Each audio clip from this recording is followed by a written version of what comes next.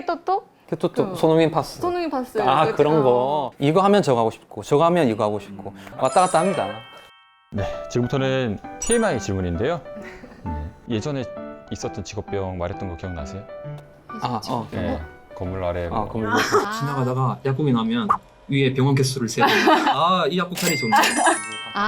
그때는 이제 차리고 싶었으니까. 생각보다 건강에 대한 얘기를 굉장히 많이 하더라고요. 뭐 술자리나 뭐 식당에서나 특히 어르신들 보면은 나는 뭐 혈압이 있고 나는 뭐 당뇨가 있는데 그래서 뭐 당뇨약을 먹고 있고 당뇨에 뭐 좋은 뭐 이런 영양제를 먹고 있고 하는데 그런 이야기가 많이 들리죠. 그건 좀 아닌데 약간 이런 생각을 할 때가 굉장히 많죠. 올바르지 않은 정보가 굉장히 많이 오고 가는 것도 들리고 밥을 먹다 보면 옆 테이블에서 그런 거를 좀 바로 잡아주고 싶다라는 생각이 많이 드는데 실제로 그건 오지랖이고 그냥 혼자서 생각하죠. 은근히 TV 광고 많이 봐야 되지 않아? 고두싱파스 이런 거. 케토토? 또 손흥민 파스. 손흥민 파스. 그런 거. 그렇지. 어르신들분들은 이름을 기억을 못 하니까. TV 광고에 나온 걸로 말을 많이 해서 그걸 잘 알아들을 필요도 좀. 얼마 전에 체브람 잇몸약 인사돌 그거 찾으신 분도 있었고. 이게 사실 환자가 어르신이 오면 약간 스무고개가 시작되거든요. 와서 내가 저번에 먹었던 약 줘. 어떤 거죠? 그 퍼런 거 있잖아. 퍼런 게 근데 그게 사실 또 퍼런색도 아니고 초록색이거든요. 어르신들한테는 그게 또 퍼런색이고 그걸 잘 캐치해야 되죠. 저희가 약국을 왔다 갔다 하다 보면은 그 약사님들은 보통 약국 안에 그 뒤쪽에 계시잖아요. 거기가 넓어 보이지가 않아요. 굉장히 좁을 것 같은데 그 뭐 많이 갑갑하거나 그러진 않으신지. 어떠세요? 사실 좁긴 좁아요. 좁긴 좁은데 그렇게 뭐 갑갑하다고 느끼지는 저는 않아서 저는 그냥 작은 공간에 잘 있기 때문에 저는 괜찮아요. 갑갑하시나요? 깝깝할 때도 있고 아니면 저도 원래 좀 그런 폐쇄적인 공간을 좀 좋아해서 그게 이렇게 약간 아늑하거든요. 한눈에 다 보이면 약간 아늑함을 줄 때가 있어서 나름 아늑합니다. 아무도 자기를 보고 있지 않는 것 같고. 못 봐요? 안 보여요? 네, 안 보이죠. 네. 약간 좁은 공간 있으면은 못 계시는 분들도 있잖아요. 그런 분들 중에서 이 일을 좀 어려워하시는 분도 계시나요? 맞아요. 그런 분, 그러니까 약국에서 일하시는 분들, 그런 좁은 공간을 싫어하시는 분들은 좀 더 뭐 병원이나 제약회사나 그런 데서 일을 하시는 경우가 더 많으신 것 또 같아요. 뭐 다른 길이 많으니까. 네. 아니면 큰 약국을 운영하면 되지. 큰 약국에 취직을 하든. 네. 그러면 두 분은 큰 약국을 선호하시나요? 작은 약국을 선호하시나요? 전 덜 바쁜 약국이요. 그거에 대해서 조금 설명해 주실 수 있어요? 약국을 갖고 싶었어 했을 거 아니에요?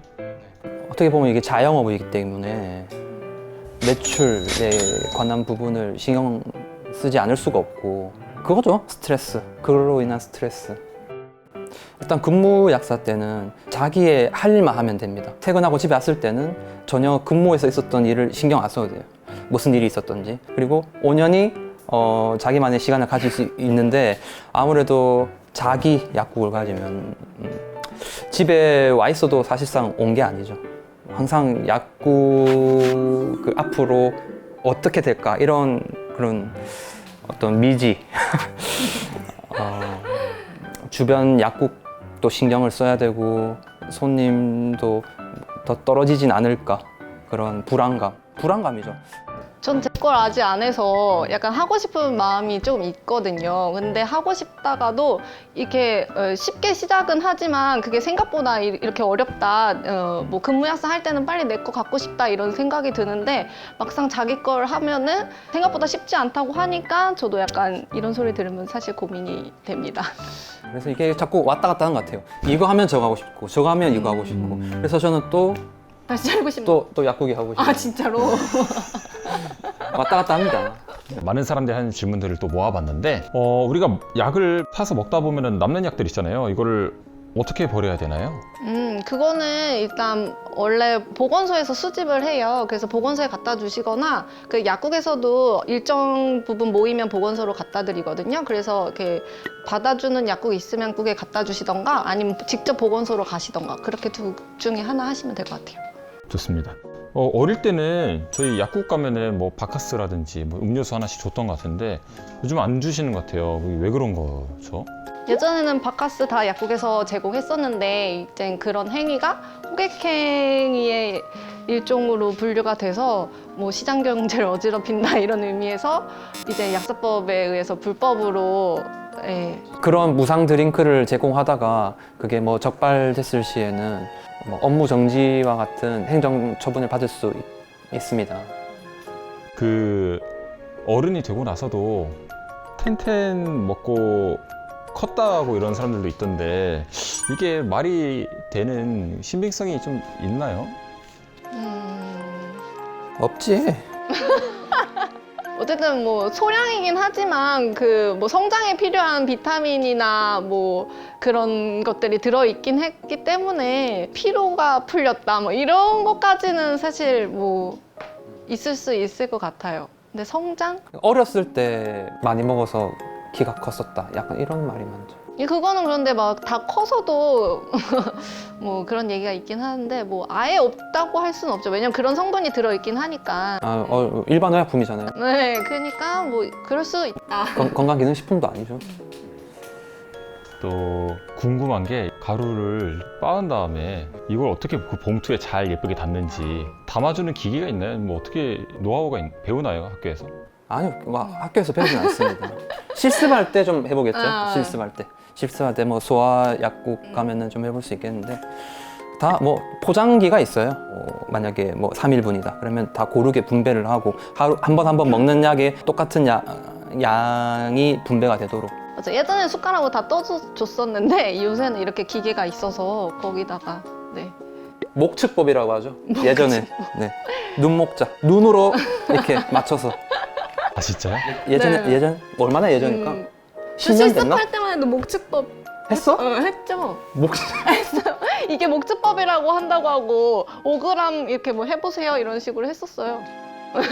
1g 한번 여기다가 가루약 1g 한번 놔볼래요? 이러시면 1g 넣고. 야, 근데 이런 거 말해도 되나? 아니 그때는 기계가 없었으니까 당연히 먹는 분도 아실걸요? 손으로 했다는 걸. 아 그게 뭐 멋있게 말해서 목축법이지 그냥. 그렇죠. 그냥 눈대중이죠. 눈대중. 눈대중을 멋있게 목축법이라 하는군요. 요즘은 절대 그렇게 하지 않습니다. 근데 되게 노하우가 많으신 분은 이렇게 하면은 딱 그 그람수 들어가세요.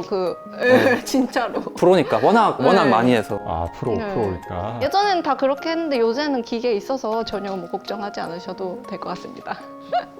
여러분들께서는 다시 직업을 선택하는 기회가 온다고 했을 때 다시 약사를 선택하실 겁니까? 저는 선택할 것 같아요. 그래도. 네, 저도 할 것 같습니다. 딴 거 할 줄 아는 게 없어요. 좋아하는 것도 없고요. 딱이네. 딱. 그나마 이게 저한테 좀 맞는 것 같아요. 그리고 그동안 수고한 나에게 한마디씩 영상 편지로. 아 이건 좀 이거는- 오글거린다. 이건 나 진짜 못하겠어. 어떡하지? 그동안 고생했고 또 했던 일에 반복이겠지만 매너리즘에 빠지지 않고 조제 실수하지 말고 좀 더 확실히 꼼꼼하게 잘 환자들한테 약을 조제해서 주자. 보통 복약지도 할 때 처음 할 때랑 솔직히 100명, 200명 오면은 100번째, 뭐 200번째 환자분한테는 솔직히 말수가 현저히 줄어들게 되거든요. 이렇게 몸이 힘드니까. 근데 어쨌든 그분한테는 처음인 거지. 그래서 일단 처음 오신 분이나 나중에 오신 분이나 똑같은 설명을 들을 수 있도록 노력하겠습니다.